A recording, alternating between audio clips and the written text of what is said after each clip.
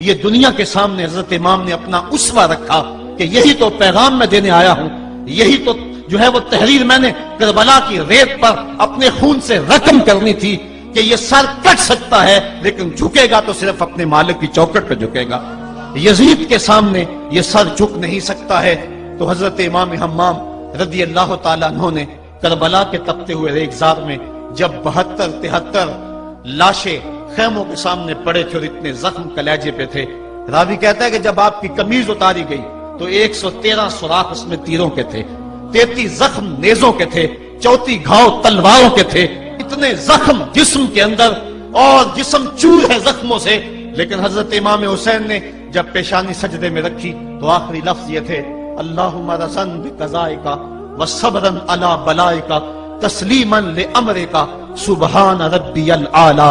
مالک تیری تقدیر پہ راضی ہو گیا ہوں، مالک زخم سے پہ بھی میں مسکرا رہا ہوں، مالک تیری طرف سے جو دکھ آئے میں نے ان کو قبول کیا، جے سونا میرے دکھ وچ راضی تو میں سکھ نو چلے ڈاواں، مالک میں سب کچھ قبول کیا، حسین تیری رضا پہ راضی ہے، میرے مالک تو بھی بتا تو بھی حسین پہ راضی ہوا ہے کہ نہیں ہوا ہے۔ آواز آ رہی تھی اس پیاسے پر علی شیر خدا کو ناز ہے، اس نواسے پر محمد مصطفیٰ کو ناز ہے، اوروں نے بھی سجدہ کیا پر اس کا عجب انداز ہے، اس نے وہ سجدہ کیا جس پر خدا کو ناز ہے۔ اے حسین ابن علی تم پر سلام، نازش آل نبی تم پر سلام۔ آج لہجہ بھی دم توڑ رہا ہے اور سورج بھی درد غروب سے زرد ہو رہا ہے، وقت کے دامن میں گنجائش نہیں کہ میں اس مضمون کو چھیڑوں، آؤ ہم سلام کرتے ہیں۔ یہ سورج سامنے چمک رہا ہے، میں یہاں بیٹھا سوچ رہا تھا کہ ہم نے تو نہیں دیکھا، اے سورج دوپہر کا وہ منظر تم نے تو دیکھا تھا جب کربلا میں حسین کا سر کٹا تھا، جب گھر لٹا تھا، جب خیموں کو آگ لگی تھی، جب سکینہ رو رہی تھی اور جب گھوڑا خالی پلٹا تھا اور سکینہ پوچھتی تھی گھوڑے تو خالی آ گیا ہے، حسین کہاں چھوڑایا ہے۔ آج یہ سورج یہ چمک چمک کے وہ ہمیں کہانی سنا رہا ہے اور ہمیں پیغام دے رہا ہے کہ نبی کے نام پہ حسین نے تو سر کٹا دیا، آج تم کہتے ہو دین پہ چلنا بڑا مشکل ہے، تم شور ڈال رہے ہو، جن کے لیے مسجدوں میں قالین بچھے ہوئے ہیں، گرم پانی دستیاب ہے اور ان کے لیے مسجدوں میں آسائشیں موجود ہیں، اور پھر بھی وہ کہتے ہیں دین پہ چلنا بڑا مشکل ہے۔ ذرا دیکھو حسین ابن علی کو سجدے میں سر رکھ کے، پیشانی رب کے حضور رکھ کے حسین ابن علی کہہ رہے ہیں مالک میں سر کٹا کے بھی تیرے حضور حاضر ہوں اور تجھ پہ راضی ہوں، تو بھی بتا کہ تو بھی حسین پہ راضی ہے یا نہیں ہے۔ اے حسین ابن علی تم پر سلام، نازش آل نبی تم پر سلام، تم پہ لاکھوں رحمتیں لاکھوں سلام۔ اے شہیدان محبت کے امام، لالا گوں لالا بدن لالا چمن، اے چمن اندر چمن اندر چمن، زندگی ہی زندگی تیری حیات، اے حیات اندر حیات، افتخار ملت بیضا ہے تو، رب کعبہ کی قسم یکتا ہے تو، فخر کا دل میں دریچہ باز کرنا چاہیے، جن کا تو آقا ہے ان کو ناز کرنا چاہیے۔ آج ہم ناز کرتے ہیں حسین ابن علی پہ، ہم آ حسین والے نہیں ہیں، ہم واہ حسین والے ہیں۔ واہ حسین تیری عظمت کو سلام، اتنے زخم کلیجے پہ ہو تو کھڑا نہیں ہوا جاتا، لیکن جبر کے خلاف کتنی قوت سے کھڑا ہے۔ حسین ابن علی نے اپنا نمونہ لوگوں کے سامنے رکھنا تھا۔ اقبال کہتا ہے سرخ رو عشق غیور از خون او، شوخی این مصرع از مضمون او۔ یزید مٹ گیا، یزید کا نام مٹ گیا، اس کا تشخص مٹ گیا، حسین کل بھی زندہ تھا، حسین آج بھی زندہ ہے۔ مرتا تو وہ ہے جس کی فکر مر جائے، مرتا تو وہ ہے جس کا نسب العین مر جائے، مرتا تو وہ ہے جس کا مشن ختم ہو جائے۔ حسین کا نسب العین زندہ، حسین کی فکر زندہ، حسین کا مشن زندہ، حسین زندہ، حسین کا نانا بھی زندہ۔ آج بھی ہزاروں کروڑوں اربوں انسان حسین کا نام لے کے جی رہے ہیں۔ میں کہتا ہوں اگر کوئی یزید کا نام بھی لیتا ہے تو وہ سر جھکا کے دیتا ہے۔ کیسا تمہارا لیڈر ہے جس کا نام لیتے ہوئے بھی تمہیں شرم آتی ہے؟ نام لینے سے پہلے سر جھکاتے ہو، نام لیتے ہوئے پسینہ پسینہ ہوتے ہو، نام لینے کے بعد منہ چھپا لیتے ہو۔ تمہیں اپنے قائد اور اپنے لیڈر کا نام لیتے بھی شرم آتی ہے، اور جب ہمارے لبوں پہ نام حسین آتا ہے ہمارا قد اونچا ہو جاتا ہے، ہمارا سر فخر سے بلند ہو جاتا ہے۔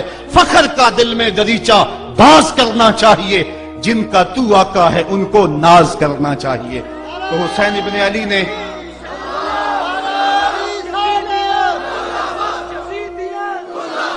کسی نے کہا تھا کہ یہ دو شہزادوں کی جنگ تھی، تو کسی نے بڑا خوبصورت جواب دیا. اس نے کہا کربلا جنگ تھی اگر دو شہزادوں کی، قلم میں زور ہے تو لکھو حسین ہار گئے، لہجے میں تنتنا ہے تو لکھو حسین ہار گئے، انداز میں زور ہے تو کہو حسین ہار گئے.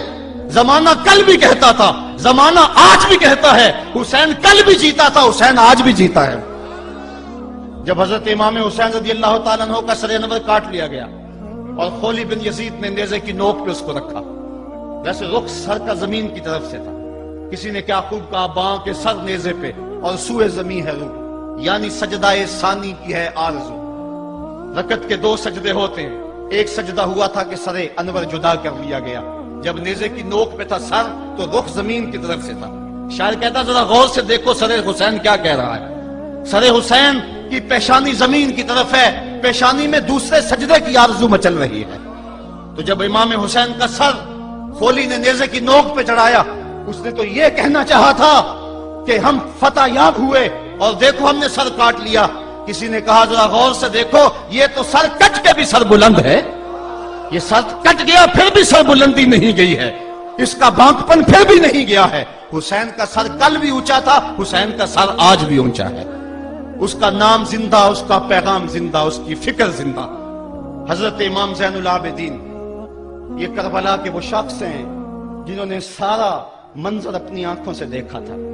اتنے دکھ کسی کو نہیں پہنچے جتنے زینب اور زین العابدین کو پہنچے ہیں. سب منظر کھلی آنکھوں سے دیکھا. 14 سال کی عمر ہے، بیمار ہیں. تاریخ بتاتی ہے اس کے بعد ساری زندگی حضرت زین العابدین نے ٹھنڈا پانی نہیں پیا. جب پانی پینے لگتے تڑپنے لگتے، کہتے مجھے سکینہ کی پیاس یاد آتی ہے، مجھے علی اصغر کا تڑپنا یاد آتا ہے. ساری زندگی پھر ٹھنڈا پانی نہیں پیا. حضرت امام زین العابدین نے یہ سارا منظر کھلی آنکھوں کے ساتھ دیکھا تھا. اور پھر آپ نے دمشق کے بازاروں میں بھی اور کوفے کی گلیوں کے اندر بھی سروں کا یہ قافلہ اپنی قیادت کے اندر جو ہے وہ گزارا تھا. جب یزید کے دربار کے اندر حضرت امام زین العابدین پہنچے تو یزید نے پہلے تو جو ہے وہ دکھ کا اظہار کیا. بعض لوگ یہاں سے یزید کی بریت کا اعلان کرتے ہیں. یہاں کسی نے بڑی خوبصورت بات کہی کہ قاتل کی پشیمانی مقتول کی اہمیت کو تو بڑھا سکتی ہے لیکن اس کے دامن سے قتل کے داغ کو نہیں دھو سکتی. تو اس نے یہ سب کچھ کیا، یہ بس اس کے ٹسلے تھے جو وہ بہانے لگا. لیکن بعد میں اس نے حضرت امام حسین رضی اللہ تعالی عنہ کے دانتوں کے اوپر جو ہے وہ چھڑی مارنا شروع کر دی. تو حضرت ابو برزہ اسلمی صحابی رسول وہاں موجود تھے، وہ کھڑے ہو گئے، اٹھ گئے، بدن کانپتا ہے ان کا. کہنے لگے ظالم ارفع قدیبہ کا، یہاں اپنی چھڑی ہٹا لے. میں نے اپنی ان آنکھوں سے دیکھا ہے کہ کان رسول اللہ صلی اللہ علیہ وسلم یلسمہ، حضور نے ان ہونٹوں کو خود چوما ہے. تو یہ کہہ کہ آپ دربار سے نکل گئے اور روتے تھے اور آپ کے بدن پہ کپ کی بھی تاری تھی. بعد میں یزید نے کہا حضرت غلطی ہو گئی اور یہ میں نہیں چاہتا تھا، بتائیں آپ کی کوئی شرط ہو. تو آپ نے فرمایا میری 4 باتیں مان لو. ان 4 باتوں میں ایک بات یہ تھی کہ سر حسین اور سر شہیداں ہمارے سپرد کر دو تاکہ ہم کربلا جا کے ان کی تدفین کر سکیں. دوسری یہ تھا کہ ہمیں مدینہ حفاظت سے پہنچا دو. تیسری شرط یہ تھی کہ مجھے جو ہے وہ جمعے کا خطبہ دینے کی اجازت دو آج دمشق جامع مسجد کے اندر. چوتھی بات آپ نے یہ فرمائی کہ قاتلان حسین جو ہے وہ میرے سپرد کرو. اس نے کہا ہاں کون ہے قاتل حسین کا؟ لوگوں نے کہا خولی ہے. خولی نے کہا میں نے قتل نہیں کیا، یہ سنان بن انس نخی نے کیا ہے. سنان بن انس نخی کو کہا ہاں تو بتا. کہنے لگا میں قتل کیوں کرنا تھا، یہ تو شمر ذل جوشن نے کیا ہے. شمر ذل جوشن کو کہا تو بتا. کہنے لگا میں نے قتل نہیں کیا، میرا کون سا حسین نے کچھ بگاڑا تھا، قتل اس نے کیا ہے جس کی حکومت کو خطرہ تھا. تو یہ ہے وہ ہے قاتل حسین کا. اب یزید کہنے لگا تمہاری یہ شرط تو میں پوری نہیں کر سکتا، یہ بات تو پوری نہیں کر سکتا، اب خطبہ دے لو. اب حضرت امام زین العابدین خطبہ دینے کے لیے کھڑے ہوئے. خطابت تو اس گھر کی لونڈی ہے، جب یہ بولتے ہیں تو حکمت کے موتی دولتے ہیں. جو ہی امام زین العابدین کھڑے ہوئے، 14 سال عمر ہے اور دمشق کی جامع مسجد ہے. یزید بھی بیٹھا تھا، یعنی سلطنت بھی تھے، عوام کا بھی ہجوم تھا. جب آپ نے خطبہ شروع کیا لوگ زاروں کے تاں رونے لگے اور آپ نے اہل بیت کے مناقب جب لوگوں کے سامنے رکھے تو یزید گھبرا گیا کہ کہیں لوگ میرے گریبان تک نہ پہنچے. اس نے مؤذن کو اشارہ کیا جلدی جلدی اذان پڑھو.